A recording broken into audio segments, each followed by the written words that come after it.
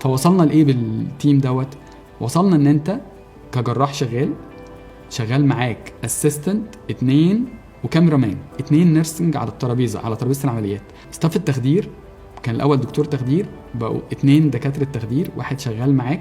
فالحاجه بتتعمل بسرعه جدا بشكل منظم جدا، العمليه نفسها ما بتاخدش وقت، بتدي نسبه سيفتي عاليه قوي. ويمكن انا شايف ان ده اعلى او افضل منظومه موجوده، يمكن انا شايفها من وجهه نظري طبعا انها افضل منظومه ممكن توصل لها، تطلع لك عمليه سريعه وسيف، والمريض يبقى ساتسفايد، وكل ده في وقت قصير جدا.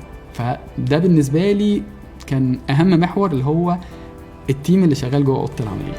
فبدات القصه من دكتور تغذيه واحد موجود في التيم يبقى معايا، كانت ساعتها دكتوره اللي بدات معايا، وصلنا لاكتر من 10 او 11 دكتور في التيم دوت عشان خاطر نقدر نكمل. عشان كده ضفنا للتيم هيلث كوتش. هيلث كوتش ده حد دوره انه يساعدك انك تنفذ التعليمات اللي احنا بنقولها. طب ازاي نعالج الترهلات دي؟ عملنا حاجتين في التيم بتاعنا.